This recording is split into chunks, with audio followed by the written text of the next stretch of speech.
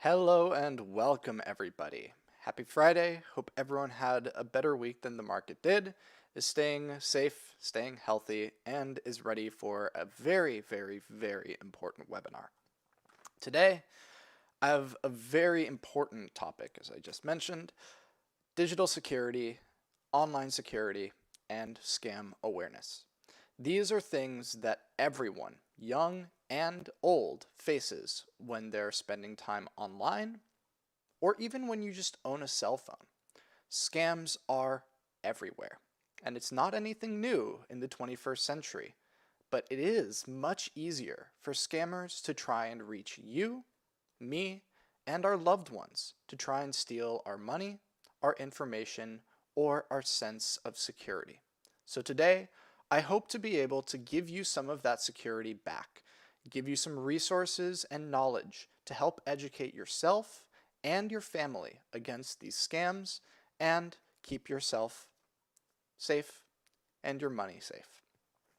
If you have any questions today, please ask them in chat. I've done my best to collect everything that I could on this topic. So if I don't mention it in the webinar, please ask me. I'm more than happy to answer any questions, comments, or concerns you may have. So, welcome everyone. Thank you all so much for being here. If you find this webinar interesting, please share it with your family or your friends. This information is not just for investors. This is for everybody. So I hope this helps you and everyone else that is watching. So, let's get straight into the action, shall we? So today's topic is on online security and scam awareness. Big disclaimer here. I am not sponsored. I am not paid by any of these companies or websites mentioned. Everything here are resources or educators that I have learned from that have helped me to put this webinar together for you. Now, I haven't gone and talked with them all. These are the content creators and the websites that I've found useful and I've found to be legit, but also educational. And much of them is also entertaining to help educate you and expose a lot of the scams that are available or common in today's world. But that's today, December of 2021. New scams are always coming out, and there's always a race between the bad guys and the good guys. So anything shared here might get old. So instead of teaching you what the specific scams are, instead I really want to teach how to identify any scam, not just the ones mentioned here today. So again, I'm not paid by any of these people. These are resources and educators that I have found useful and have taught me a lot. So I hope that they can be beneficial to you as well. Is the stream looking okay? I'm getting a lot of notifications from YouTube saying that it's buffering. Kira, is the stream looking okay for you? Cool. All right, so today's topic is going to be on viruses and scams. Because we live in a digital age where we spend a lot of our working time, but also a lot of our free time on computers. But many of us, and I would say almost everyone here, including myself, is not 100% sure how computers work. It's kind of funny, but none of us we don't understand everything. Computers are complex, amazing systems that are far beyond any of our understandings. Or anyone, you might be an IT genius, but far beyond my understanding and the average person's understanding. And many scams try to take advantage of our lack of knowledge. They try and show us things and scare us. They use fear to try and get the better of us. And viruses have become very advanced and are a real threat to our online data and our security. So today I want to cover all of this and provide some tips and tricks on how we can protect ourselves and our loved ones. So let's start off with viruses, because this is probably what most people are more familiar with. It's a simple term for anything on our computer that tries to spread itself or steal our information and our money. There are many different types of viruses with different levels of danger. And some of the most common, but this isn't all of them, this is just some of the more common ones, are adware, spyware, ransomware, Trojan horses, and worms. So let's go through each of these and make sure we understand what they're doing and why they're an issue. So worms are probably the most common type of computer virus. What they do is they get into your computer and what's called infect it. Your computer now has this virus. And what a worm does is it hides. It doesn't delete files, it doesn't do anything obvious, it just hides in the background. And what it will do is it will then spread itself to other computers in your house, or it will email itself. Oftentimes, a lot of these older worms, what they would do is they would go into your email, like your Outlook or whatever email program you had, AOL, and take your entire address book, all of the emails that you have in your contacts, and send itself to all of them, saying, hey, I found this awesome picture of you from our holidays. And that picture is a virus. That's how easy it is. And they pretend to be you or your loved ones in order for them to trust it and open it. And again, it spreads via email or messaging applications such as Facebook. And these worms rarely damage your computer. And what they try and do instead is hide. They want to not kill your computer, they want to use it. Many of them are what are called cryptojackers. They will use your computer to mine Bitcoin or other cryptocurrencies and then send all that money and crypto over to the owner. They will use your computer and thousands, if not millions of others to mine Bitcoin or other crypto and then give all that money to the owner. Another type is what are called botnets. It will use your computer and millions of others to attack a specific company or website. And that's not concerning to you. They're not stealing your information, but they are using your computer to do something that it's not supposed to be doing or is just straight up illegal. So that's what worms are. Ransomware are probably the most scary virus because what it will do is once it's on your computer, it changes everything. It doesn't hide, it makes itself very well known. It locks all of the programs on your computer and says the only way to get your files back is to send us cryptocurrency. Here's the address, send your crypto here, or else we delete all of your files. This is by far one of the most common and well-known types of viruses. And there's been some massive ransomware attacks in the past. One of the most common was earlier this year, the Colonial Pipeline in the United States was hacked by ransomware. And they actually paid. They gave money to the hackers so that all of their data wouldn't be spread and that they could get their systems back online. They paid $4.4 million in ransom to get their systems back. Another one in recent memory is WannaCry. This was a ransomware attack that spread itself like a worm, but infected millions of computers, many of these being major companies. And with WannaCry, while no ransoms were paid, or not many ransoms were paid, the amount of damages that ransomware WannaCry caused was over $4 billion in damage. And the last one is CryptoLocker.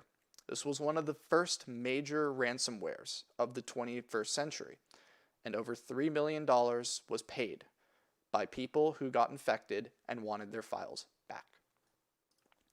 Again, ransomware spreads like worms. They will use your name and your email address and send information or this virus to all of the people that you have ever emailed in the hopes that one or two of them open it. Let's get a little bit nicer now. Spyware. This is one of the more dangerous ones, but thankfully not as common anymore. What spyware does is it hides on your computer and collects information. Every time you type in your username and password to go to your email, it sends that information to the owner. Every time you log into your bank, it sends that information to the owner. If you have your credit card information, or if you have any sensitive documents, personal identification, anything like that on your computer, sends all of that to the owner. This is incredibly concerning because this is all of our online data sent to some some bad actors somewhere in the world. Usually North Korea, Russia, some country with less cyber crime detection and less oversight for this kind of problem. Then there's adware.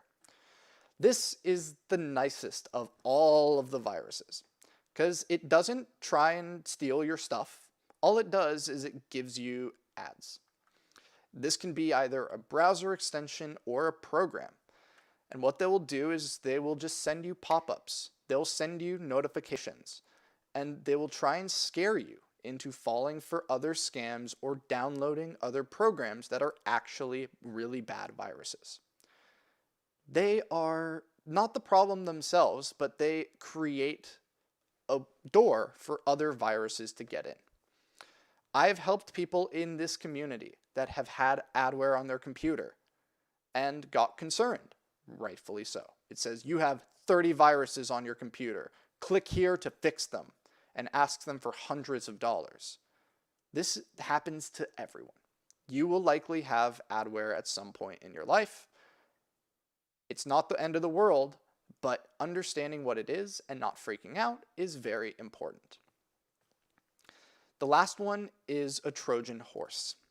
These are viruses that, much like the Trojan horse in Greek history, was supposed to be a legitimate program.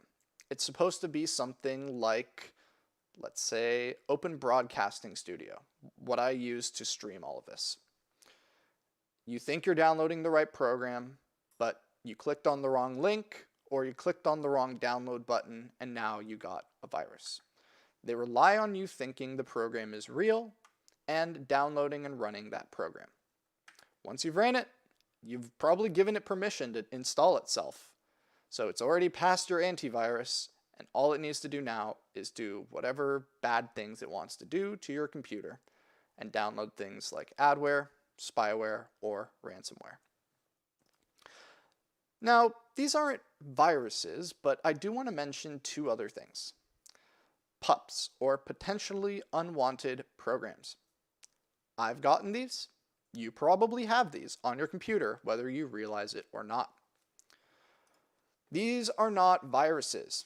These are programs that are installed by accident when installing legitimate programs. Now, these are not viruses, but they're pretty useless and they have no purpose for us, and many of them try and convince you to spend money on their program.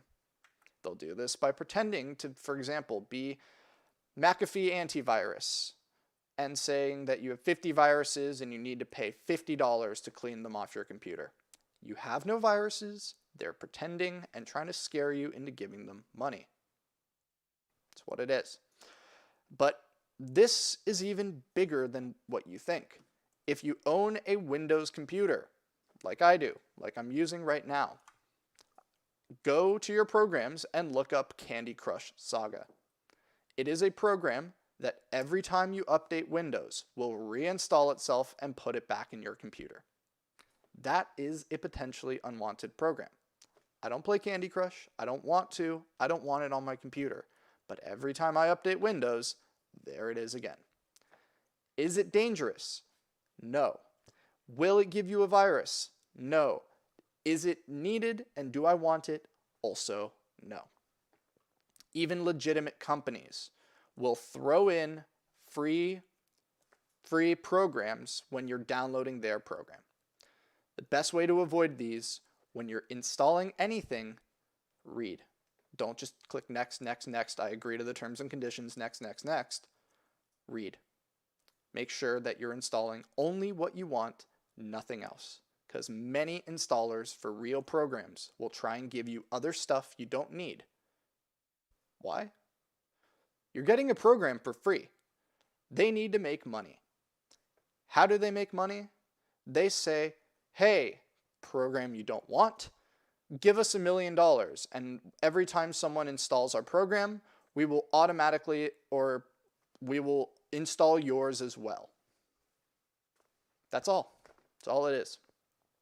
It's real. It happens. It's surprisingly legal, but definitely not very nice. So, pups, something to be aware of, and many of these are caught by something else I'll show you in a couple of minutes here. The last one, again, is not a virus, but it is a large threat to our online data. Database breaches. Often, what will happen is you sign up for a website. You want to buy a pair of shoes and you sign up for a website. They ask you for your email address, a password, maybe your first name and last name, and they store all of that information in a database. Some websites don't store your information properly, or they don't have good enough security. So hackers can break into these databases and steal them. They will steal everything in those databases, which is often usernames, so your email address, passwords, name, sometimes your physical address, and sometimes even credit card information. This is the reason why it's important to have different passwords for everything. So if one place gets compromised, you're more or less safe for the others. So now that I've probably scared you all into oblivion, let's bring things back, talk about why all of this is not such a big deal, and how, more importantly, we protect ourselves. Well, we can't always protect ourselves. We cannot be 100% safe online unless we don't go online at all. Same thing, if you walk outside your front door, you're never 100% safe. There's always some risk somewhere. No antivirus on your computer is perfect, and there's always a race between hackers, the bad guys trying to develop malware, and the good guys who are trying to protect us against them. For example, if there is a new virus that is out there, and we don't know what it is or how it works or what it looks like, how can we protect ourselves against it? It's a new virus. It's novel. We don't know what it is. So we can't protect ourselves until we know what it is, how it works, and how to stop it.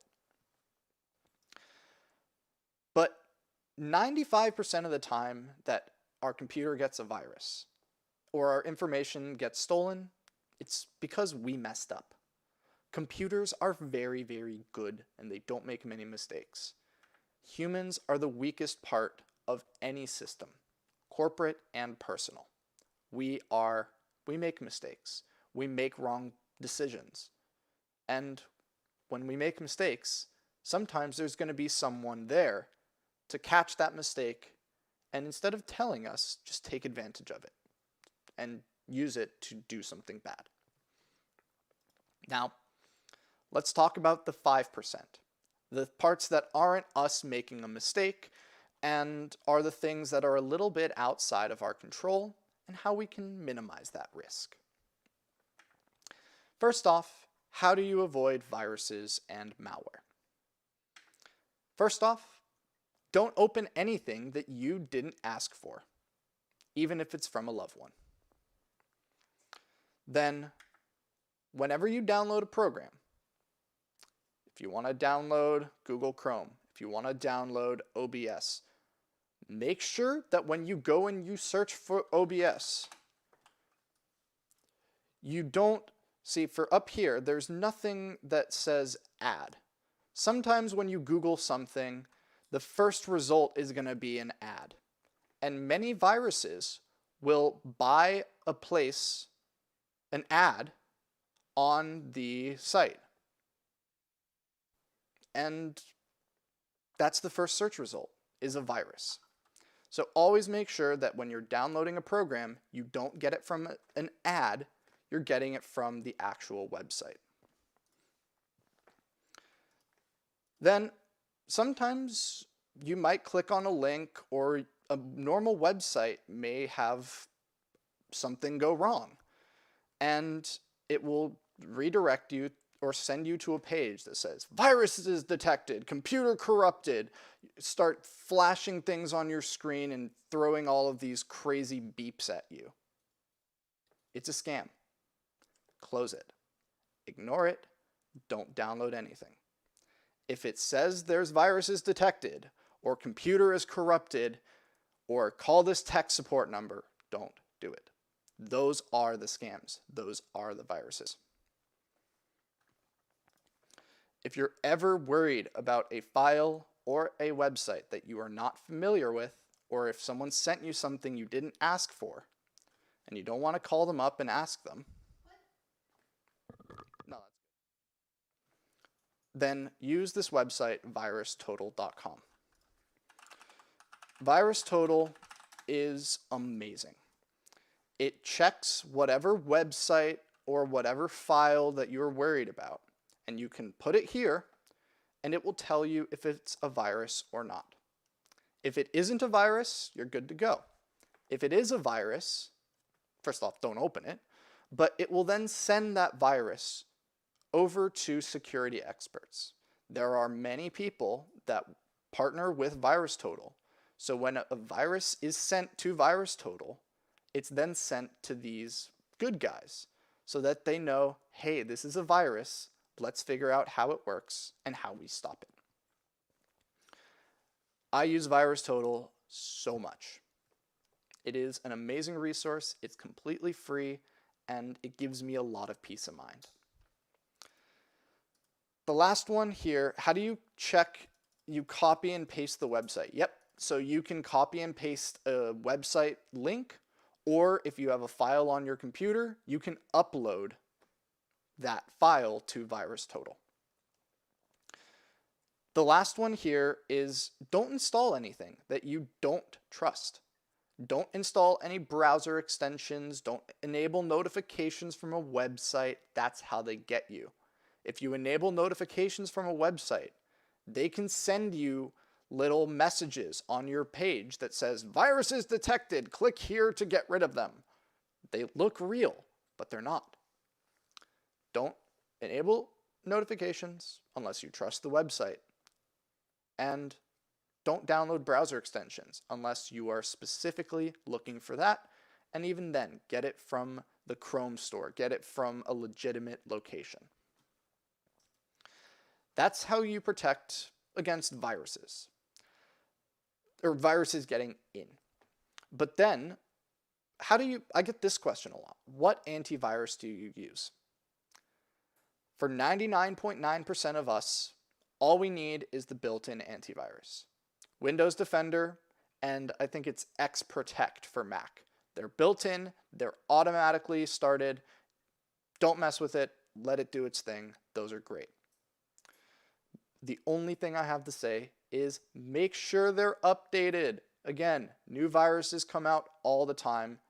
Please update your computer, and most importantly, update Windows Defender or X-Protect. Hey Jonathan, do you think Mac from Apple is safer than Windows? 20 years ago, yes. Today, no chance. Macs and PCs are both at risk the same amount, because the only reason that Macs were safer before is because they were 4% of all computers. Now they are such a big market share that most viruses work for both. So there is no better system for viruses. They're both about the same. Any virus for PC will be for Mac as well. The only safer operating system would be Linux, and I'm not even going to get into Linux today. What about other computers, Dell or HP? They are still running a Windows operating system, so they are at risk just like any other Windows computer. But yes, any Windows 10 and Windows 11 come built in with Windows Defender, or now it's called Windows Security. So you're all good. The only program I recommend downloading is Malwarebytes. Malwarebytes is free. They'll sometimes ask you to pay for the premium. I don't pay for the premium. I don't use the premium. There's nothing else. The reason here is that other programs like McAfee or Norton or any of those, they replace Windows Defender. Malwarebytes does not replace it, it works with it. Windows Defender protects you against all of the really, really bad stuff. Malwarebytes gets the potentially unwanted programs, the adware, the things that aren't stealing your information, but you don't want. It is free. I use the free version. I would not recommend unless you have some huge need to get the premium, but it's great. Run regular scans using Windows Defender or Xprotect and Malwarebytes. 99.9% of the time, that's all you need. I've never gotten a virus using those two. The last one is a little bit more controversial, so I'm not going to give a link to any specific ad blocker because some people like them, many people for obvious reasons don't. But whenever you're downloading a program, ad blocker is a must, because have you ever been to a download page and there's 5 different download buttons all over the page? There's only one of the right ones, and all of the other ones are adware or viruses. Those hosting sites need to get paid somehow, so what they're going to do is they're going to put a download link with a bunch of other spam and hope that you click on the wrong link. Ad blocker will help with that. It will hide a lot of the fake ads or a lot of the fake download buttons and help you find the real one. Whenever you're worried, whenever you're downloading something that you're not sure if it's the right one, right-click, copy address, paste it into VirusTotal. That will help. That will help a lot. Now, how to protect your data. First and foremost, and the most important thing you can do, back up your computer. Get an external hard drive. Don't have one that's just always in your computer. You want this separate. Back up your computer.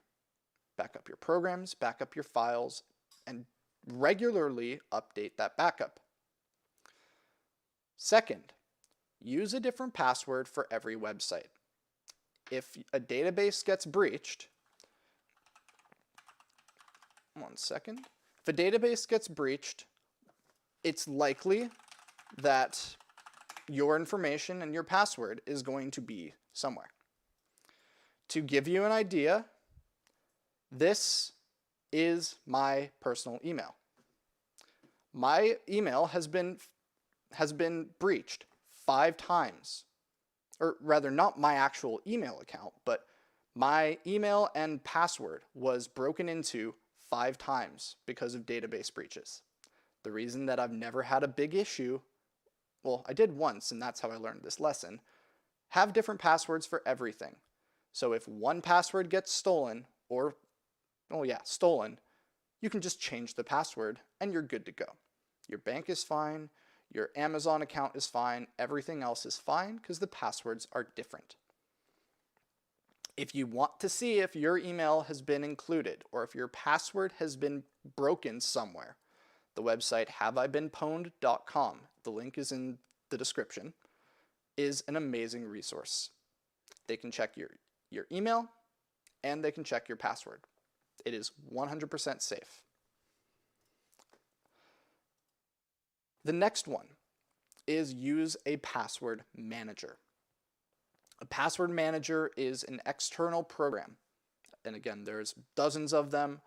I'm not sponsored. I'm not going to mention one program is better than the others. There's a lot of paid ones. There's 1 or 2 free ones. Do your research.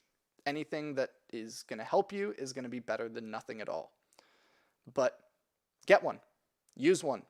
Have different passwords for everything. Use the password manager so you don't forget your passwords.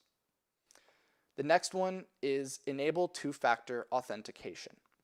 Big, crazy words. All that means is when you try to log in, It's going to send you a text message. It's going to ask for a 6-digit code in order for you to log in. That is huge in case your password gets stolen.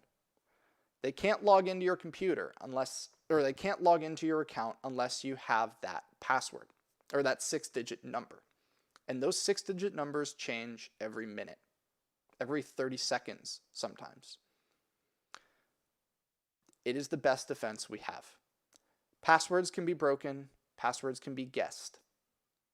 But the best security we have is the fact that the 6-digit number changes all the time.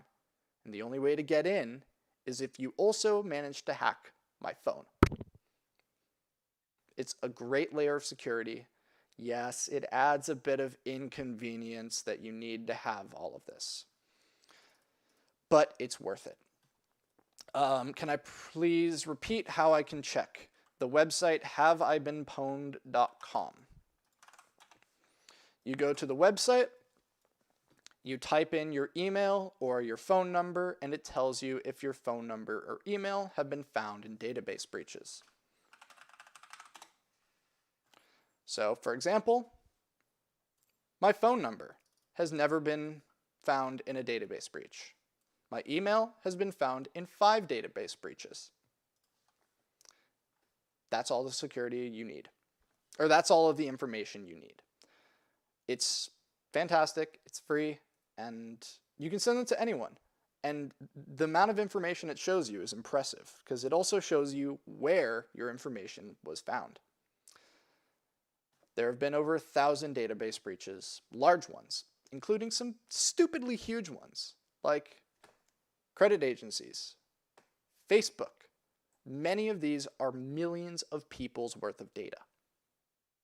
Your data has probably been out there as well. So understanding if it is or it isn't, while it's out of our control, what is in our control is how we respond to it. Have different passwords, have 2-factor authentication. That's the best we can do, and that's enough. It's really, really enough. The last one is, again, I'm not here to tell you how to manage your bank, but set up alerts. I recommend setting up alerts for your debit card or credit card if they're used online or for large payments. For me, I get notified anytime there's a payment over $200. I also get notified anytime that my credit card is used instead of me literally swiping my credit card in a store. If someone puts it into Amazon, I know. For example, this happened to me a few days ago. I got some credit card charges from Amazon Canada that I was not familiar with. So I started looking into it. I tried to figure out what happened. Sure enough, my dad tried ordering some stuff and accidentally used my credit card to do it. But I knew because I got the alert saying, hey, someone made a purchase from Amazon Canada without having your card. They made an online purchase using your card. Was this you? Thanks, Dad. It's not a big deal. Like, we find these things out, and 95% of the time, there's a very reasonable explanation. But if this is an easy way, keep in mind, if someone steals your credit card information, they don't have the actual card. The only way that they can use it is if it's online. If you get notified every time your card is used online, even if it's just for $5, that's good. Lucia, yes, I'm going to talk about that in a little bit here. Yes, it's not Amazon. It's a scam. Good. Yes, I will talk about that. The last thing I want to mention before we get into scams is this. If, God forbid, you are the victim of ransomware, step 1, restore from your backup. Delete your entire system, wipe it clean, go from your backup. That's why you have them. If you can't do this, don't pay the ransom, please. That's why they work. They are successful because they are good and people panic and they want their stuff back. Please don't give them the money. That's why they keep doing this. If they don't have any victims, they're not going to make any money and they're not going to do it. There's a website, again, in the description called ID ransomware. It's run by a group of good hackers that try and break down these viruses and give us resources. And the way that a way that ransomware works is it takes all of your files and uses a key to lock them all. And you don't have that key. Only the owner of that program has the key, but the good guys sometimes can make the key and give it to you for free. So if you are ever the victim of a ransomware attack and you can't restore from a backup, go to this website. There's instructions on the website how to use it. See if there's a free decryptor available. It will save you hundreds of dollars. So again, that right there is very useful. Now let's get into scams. This is one of the biggest industries in the world. In 2020, just US consumers lost over $3.3 billion due to scams. Just like with other viruses, scams are often the result of us making mistakes. Blaze is saying ransomware has to be the scariest by far. It's intimidating, yeah, but thankfully they're pretty rare. You have to go out of your way to end up getting one. They don't try and spread themselves super quickly, besides WannaCry. That one did. But they're usually few and far between. The most common, the flavor of the month, the one everyone's doing right now, is cryptojacking. They put your computer into a big network of bots and mine cryptocurrency. They don't steal your information, they just want to use your computer. The longer they can use your computer without you knowing, the more money they make. That's a lot more profitable, given the prices of crypto coins right now, than ransomware is.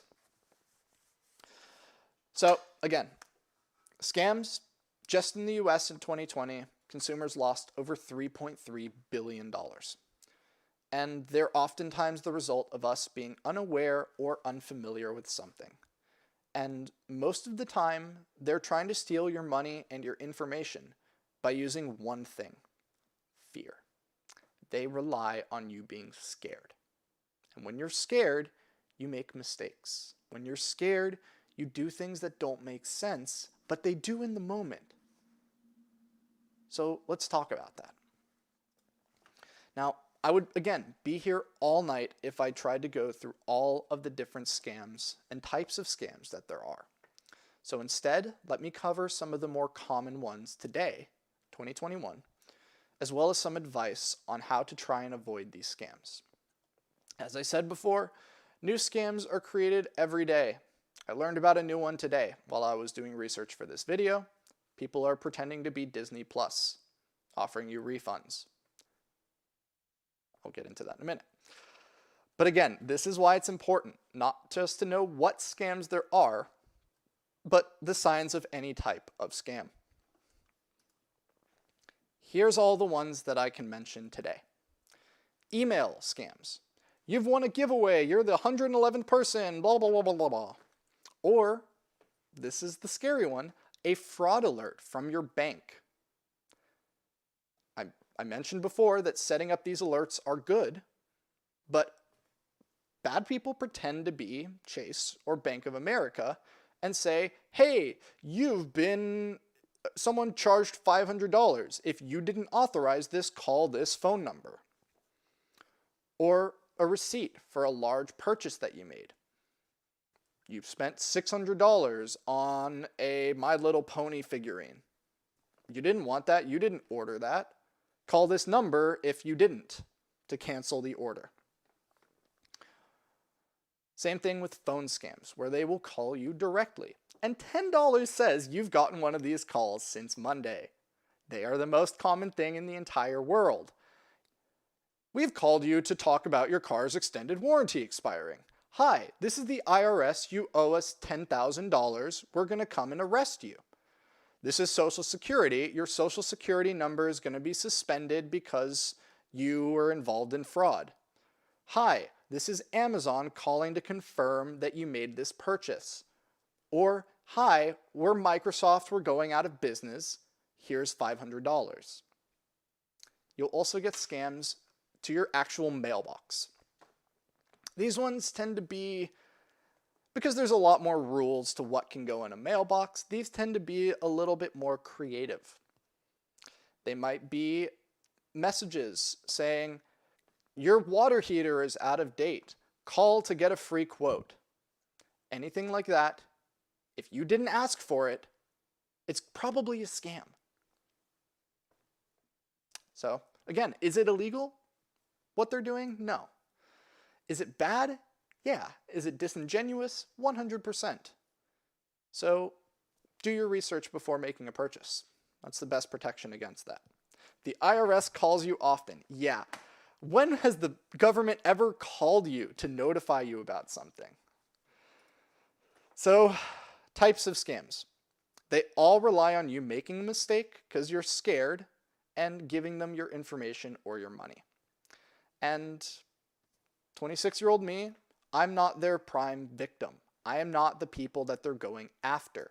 They're going after my parents, my uncle, everyone that is either older, has access to a lot more money, or is just not as familiar with computers and is likely to get much more scared when something terrifying happens with their computer, or they're getting called about your social security payments have been suspended because your social security number was hacked, all this crazy stuff. Again, it's impossible to give you every example. These happen every day. You've seen them. I've seen them. So instead, here are some tips for you, as well as for your family. If you have an older family member that's not as safe about, or is not as familiar with security, or that you want to make sure that they are safe and they have the resources, I have 6 tips on the next sheet. Take a screenshot or print them out or write them on a piece of paper to stick by the computer. These 6 tips will keep you safe, will help to keep you safe. Again, nothing is 100%, but education is our biggest defense. 1, the government will never call you. If the government wants you, they will send you mail or show up at your door. If you're going to be arrested, they're not going to call you. They're going to show up at your door and arrest you. That's how the government, that's how the police works. They don't call you. They will mail you or they will show up at your door. That's it. 2, never allow anyone to log into your computer. This may sound weird, but 99% of phone scams will end up with you letting the person on the phone access your computer. Don't. If they ask you to access your computer, it's a scam. 110% of the time. That I can say with certainty. No representative on the phone will ever ask to log into your computer and help you to find the hackers. They're going to say, there are hackers on your network. Let us access your computer and we can show you. No. That's a scam. 3, Amazon, Google, Microsoft, none of them are going out of business and none of them will ever call you and offer you a refund. Why? If they're going out of business, they're not going to call every client that's ever opened Windows and say, hey, here's $500. It's a scam. They will ask to get onto your computer. They will pretend to give you too much money. And then they will say, oh, I'm going to lose my job if you don't send me $5,000 in Target gift cards. I'm not kidding. They will have you pay them in Target gift cards or by putting money inside of tinfoil and mailing it somewhere. 4, if you get a suspicious email or fraud alert, don't click the email, don't call the phone number, go to the website. If you got an email from Amazon, or if you got a text message from Amazon saying that someone placed an order, don't call the number, go Google Amazon support, go to Amazon.com, and check the status of a refund, or do things like this. Romulo, great question. I'll answer that as soon as I finish going through these. Again, this goes especially for the banking alerts, your card was used without your permission. If it's that important, if you call a representative, they will know. If you go to your actual bank, not through the link, never click the links. Always go directly to the site. If you go to the site and you really have a fraud alert, they will make it very obvious. So go to the site, call the real support, never click on the link, never call the phone number. 5. If you get a text or an email or a phone call about a suspicious order, hang up, go directly to the site and call their support. If there is a fraudulent charge, the representative on that phone will know. They will help you. It's their job. This is a scam that I never had even heard of. So I started going along with it because I wanted to learn. I know enough to protect myself to go along with it so I can learn how they work so I can share them with you. And this one scared me at how easy it really is. I got a phone call. Hi, this is Amazon. We noticed a $500 purchase from your Amazon account. To verify that this is really you, we're going to send you a 6-digit code to your phone number. Can you please let us know what that code is? They sent me a 6-digit code from Amazon. It was really from Amazon, and it was a password reset code. Your phone number is probably on your Amazon account, right? Did you know that all you need to reset the password for Amazon is a phone number? All you need is a phone number. You can put in your phone number, or they called you on the phone. They know what your phone number is. They just put in your phone number here and then ask you for the confirmation code. It's really a password reset. So if I just went through here,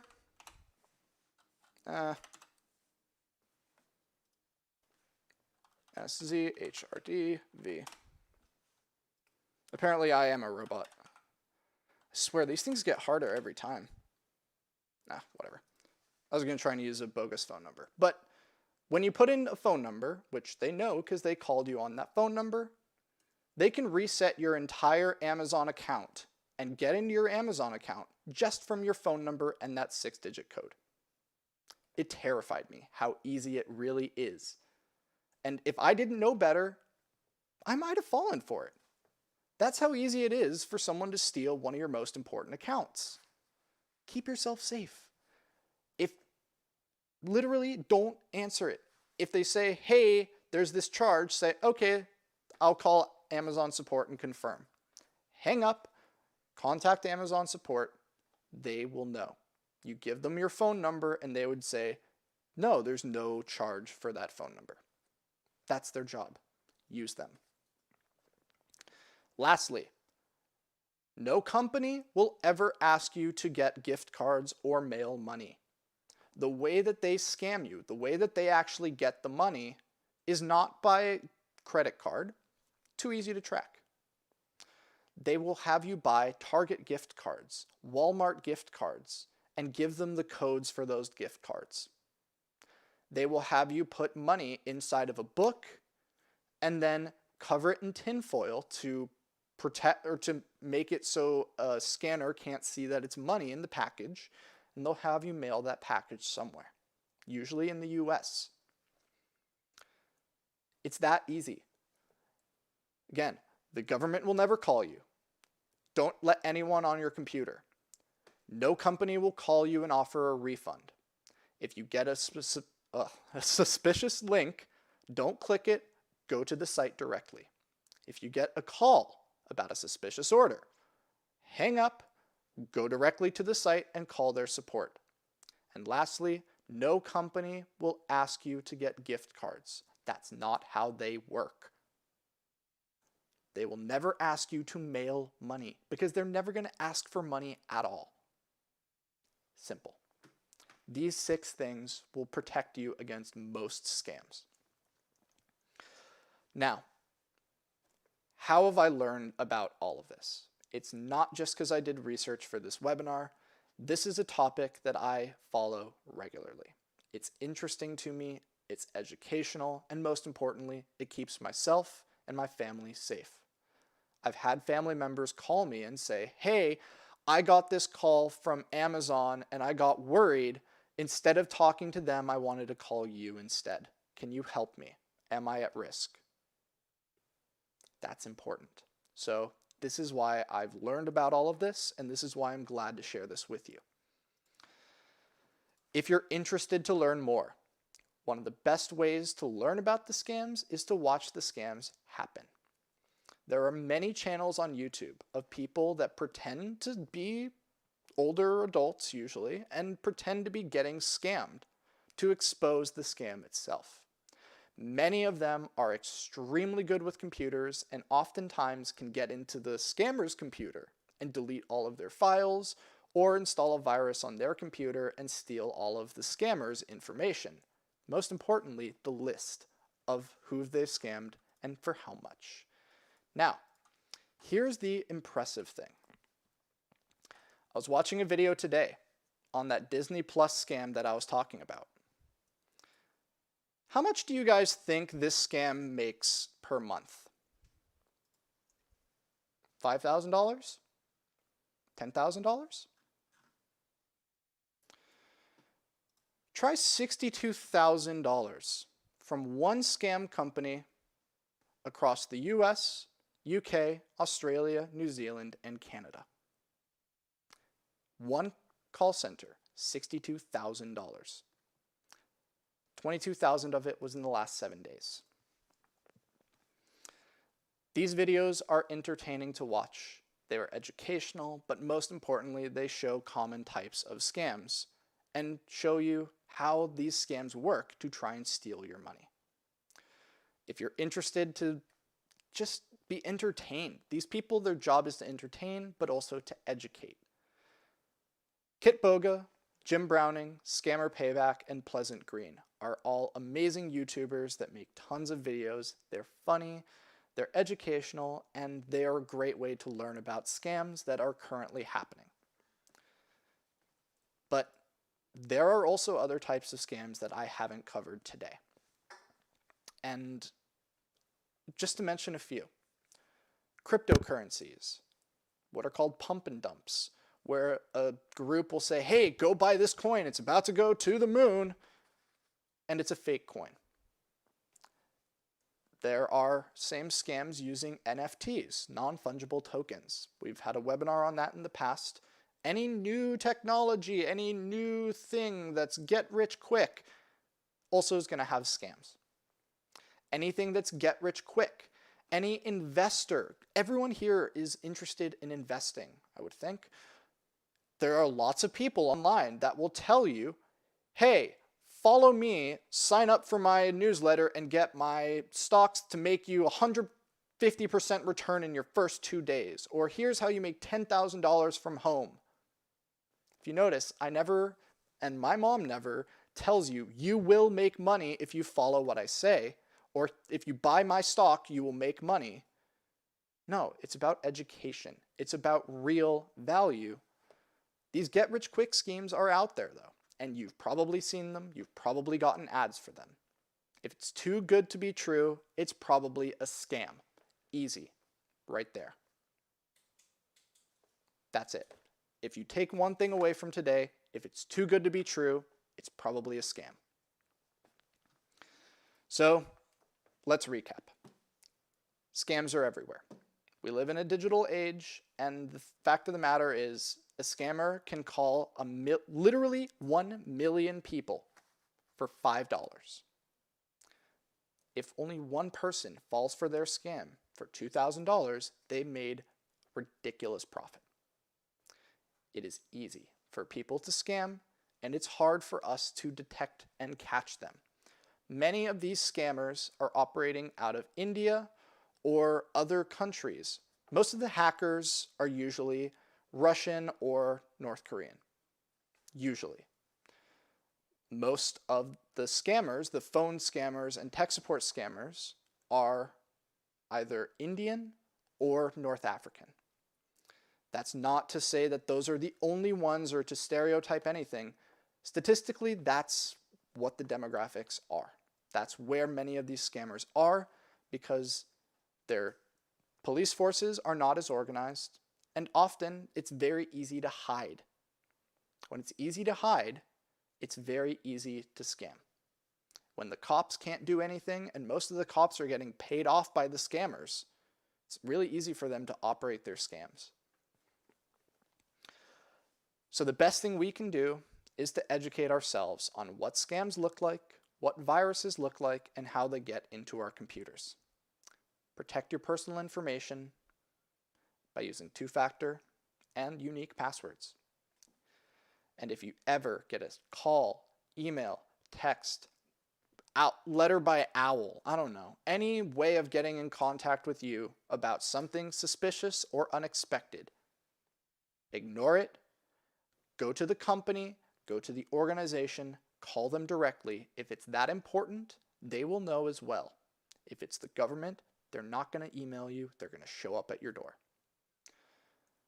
There's so much craziness out there, and the fact that we are spending more and more time on our computers makes it easier and easier for them to try and get to us and our loved ones. So awareness and education are the best protection that we can have. So that's what I've got for you all.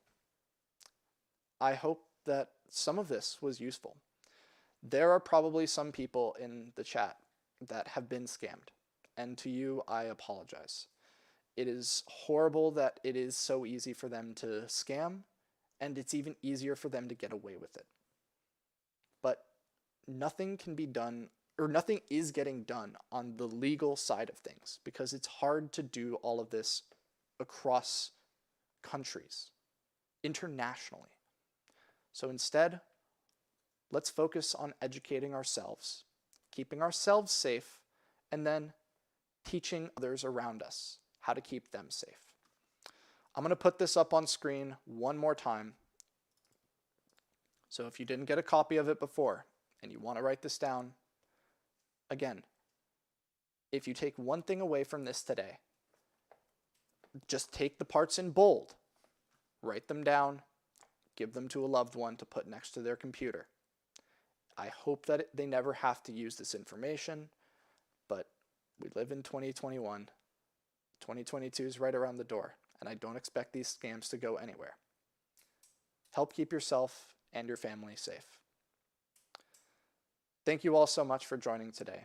It's been a pleasure to not only get to teach you how to invest simpler, but to protect your money. You work very hard to earn your money and then to have your money earn for you. So protect it, both your investments, your accounts, and your personal information. Thank you all so much. We will see everyone back for, well, next Friday. I will not be here. My mom, Julie Staub, will be taking the reins for the webinar. I will be back the following December 17th, the following Friday, for the last non-members webinar of the year with a very special announcement for you all. So, thank you all so much for joining us today. Members, we'll see you on Tuesday for an awesome Google Sheets class, and everyone else, we'll see you all very, very soon. Take care, everyone.